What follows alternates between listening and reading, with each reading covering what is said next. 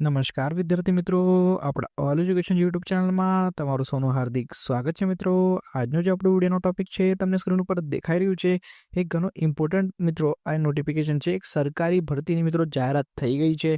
Okay, અને એવી સરકારી ભરતી કે જેની અંદર મોસ્ટ ઓફલી જે બી તમારી પાસે એજ્યુકેશનલ ક્વોલિફિકેશન હશે એના થ્રુ તમે અપ્લાય કરી શકો છો.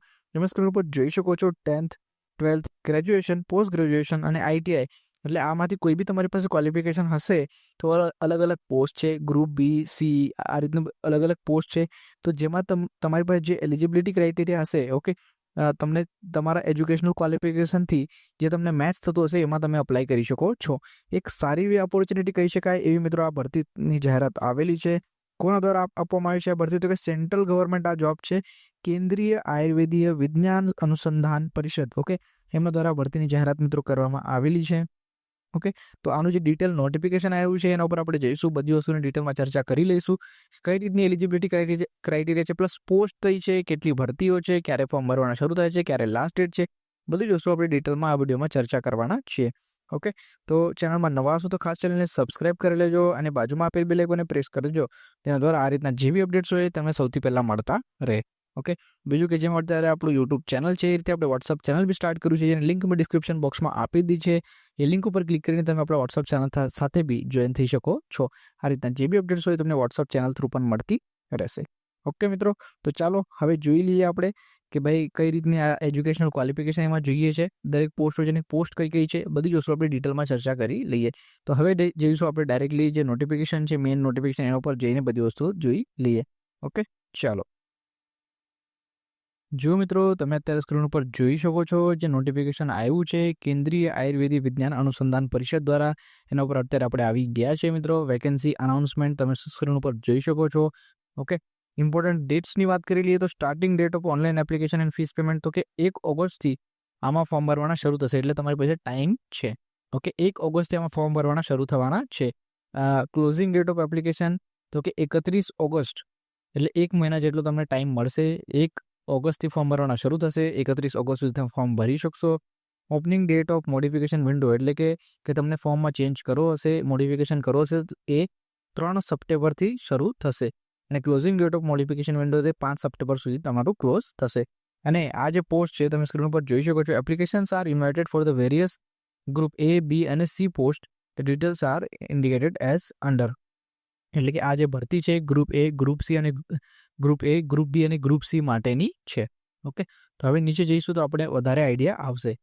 તમે સ્ક્રીન ઉપર જોઈ શકો છો મિત્રો કે ભાઈ અલગ અલગ પોસ્ટ છે. એની અંદર ગ્રુપ A ની જો પોસ્ટ આપણે જોવા જઈએ, તમે સ્ક્રીન ઉપર જોઈ શકો છો research officer. Okay, group A ની પોસ્ટ છે. સારો એવો પગાર ધોરણ તમને મળશે.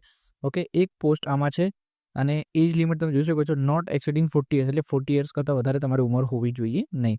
એજ્યુકેશનલ ક્વોલિફિકેશન્સની એક્સપિરિયન્સની વાત કરીએ તો એ ડિટેલમાં અહીંયા મેન્શન છે. MD in pathology from the MCI recognise university institute. પછી ઘણી બધી ડિટેલ્સ અહીંયા આપેલી છે. આપણે જે મેઇન વસ્તુ ડિસ્કસ કરવાના છે graduation 10th 12th. Okay, graduation 10th 12th લેવલનું જે બી હશે એ આપણે વધારે ડિટેલમાં ડિસ્કસ કરીશું. કેમ કે આ બીજી પોસ્ટ છે, આમાં પોસ્ટ ગ્રેજ્યુએશન ડિગ્રી માંગેલી છે મિત્રો. તમે જોઈ શકો છો રિસર્ચ ઓફિસર ગ્રુપ A માટેની છે. ઓકે, હવે ગ્રુપ બી પોસ્ટની વાત કરીએ તો assistant research officer group B છે. એમાં M.Pharm, ઓકે, એ કરેલો હશે તમે આમાં અપ્લાય કરી શકો છો. પછી સ્ટાફ છે, નર્સ સ્ટાફ લખ્યું છે. ઓકે, એમાં બી BSc nursing or diploma in general nursing. Okay, આ રીતનું તમારી પાસે ક્વોલિફિકેશન હોય તો તમે આમાં અપ્લાય કરી શકો છો. હવે આસિસ્ટન્ટની વાત કરીએ, આસિસ્ટન્ટ ગ્રુપ બી, એમાં બી મેટ્રિક લેવલ 6 પ્રમાણે મળશે તમને સેલરી. એમાં 13 પોસ્ટ છે અને એસેન્શિયલ ક્વોલિફિકેશનમાં જોઈએ તો degree from the recognise university or institute, proficiency in computer. જો મિત્રો, એક સારી એવી ઓપોર્ચ્યુનિટી જેને કહેવાય ને, આ પોસ્ટ એને કહેવાય છે કે અસિસ્ટન્ટ છે. ઓકે, આસિસ્ટન્ટની પોસ્ટ છે. ગ્રુપ બીની આ પોસ્ટ છે મિત્રો. 13 ટોટલ જગ્યા માટે આ ભરતી છે અને આમાં degree from the recognise university, એટલે તમારી પાસે ડિગ્રી હોય. ઓકે, કોઈ બી ડિગ્રી હોય. ઓકે, ગ્રેજ્યુએશન તમારી પાસે હોય, તમે આ પોસ્ટ માટે અપ્લાય કરી શકો છો. આ પોસ્ટ માટે તમે એલિજિબલ છો અને કોમ્પ્યુટરમાં તમારી પ્રોફિશિયન્સી હોવી જોઈએ, એટલે કોમ્પ્યુટર તમને આવડવું જોઈએ. સિમ્પલ. ઓકે, તો એક સારો એવું ઓપોર્ચ્યુનિટી કહેવાય આ પોસ્ટ માટે. તો આમાં એવું ધ્યાન આપજો અને આમાં જરૂરથી અપ્લાય કરજો. ઓકે, પછી ટ્રાન્સલેટરની વાત કરીએ તો માસ્ટર ડિગ્રી માંગેલી છે. ઓકે, પછી આપણે નીચે વાત કરીએ તો મેડિકલ ટેકનોલોજીની એક વાત કરેલી છે અહીંયા. ઓકે, પછી આવીએ આપણે ગ્રુપ સીની પોસ્ટ ઉપર. તો રિસર્ચ આસિસ્ટન્ટ કેમિસ્ટ્રી, તો એમાં કેમિસ્ટ્રીની કંઈક ડિગ્રી તમારી પાસે માંગેલી છે. મેન આપણે જોઈ લઈએ જે વધારે લોકો જેમાં એલિજિબલ છે. તો હા, આમાં જોઈએ તો સ્ટેનોગ્રાફરની વાત કરેલી છે. ગ્રેડ 1 ગ્રુપ સી માટે સિનિયર સ્ટેનોગ્રાફર 10 પોસ્ટ છે અને એસેન્શિયલ ક્વોલિફિકેશનમાં મેટ્રિક ઓર ઇસ ઇક્વિવેલન્ટ અહીંયા લખેલું છે. ઓકે, પછી આપણે વાત કરીએ માસ્ટર ડિગ્રી લખેલું છે રિકોગ્નાઇઝ્ડ યુનિવર્સિટી. હા, જો ગ્રુપ સીમાં વાત કરીએ upper division clerk. Okay, upper division ક્લર્કની વાત કરીએ તો લેવલ 4 પ્રમાણે તમારે પગાર ધોરણ મળશે. 39 જેટલી પોસ્ટ છે મિત્રો આમાં, અને degree from the recognise university. તમારી પાસે ખાલી ડિગ્રી હોવી જોઈએ. ઓકે, અહીંયા કઈ ડિગ્રી હોવી જોઈએ કોઈ મેન્શન નથી મિત્રો. મીન્સ કે તમારી પાસે કોઈ બી ગ્રેજ્યુએશનની ડિગ્રી હશે તો તમે આ પોસ્ટ માટે એલિજિબલ છો. ઓકે, અપર ડિવિઝન ક્લર્ક લખેલું છે, ગ્રુપ સીની આ પોસ્ટ છે મિત્રો. ઓકે, સારો એવો આમાં બી પગાર ધોરણ તમને મળશે. ઓકે, પછી આવીએ આપણે, જો મિત્રો ઘણી બધી પોસ્ટ છે તો એક વખત આ નોટિફિકેશનને ડાઉનલોડ કરો, સારી રીતે વાંચી લો, એટલે બધી વસ્તુ તમને ક્લેરિફાય થઈ જશે. ઓકે મિત્રો, કારણ કે આપણે બધી જ વસ્તુઓ ડિસ્કસ કરવા જઈશું તો વિડીયો ઘણો લાંબો થઈ જશે મિત્રો. ઓકે, ટૂંકમાં આપણે મેઇન પર્પઝ શું છે આ વિડીયો બનાવવાનો, કે આવી કોઈ નવી ભરતી આવેલી છે એના વિશેની માહિતી જસ્ટ તમારી પાસે પહોંચી જાય.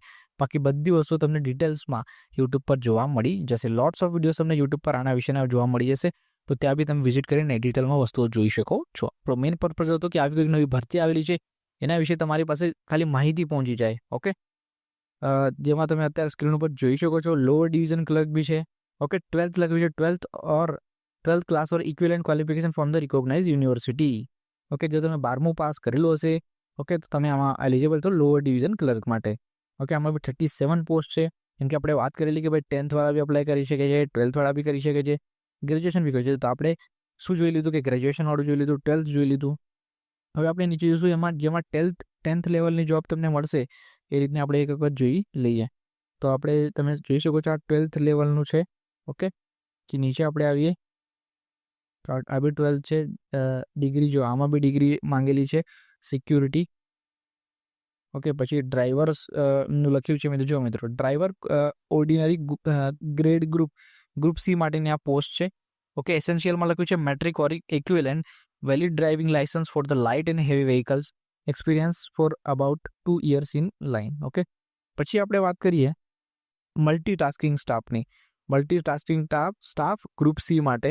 ઓકે, તો આની અંદર અલગ અલગ ફિલ્ડ છે, અલગ અલગ પોસ્ટ છે MTS માટેની, આમાં તમે જોઈ શકો છો. ઓકે, જો મિત્રો 10મા ધોરણનું બી અહીંયા વાત કરેલી છે. અહીંયા પહેલાં તો ITIની વાત કરી છે.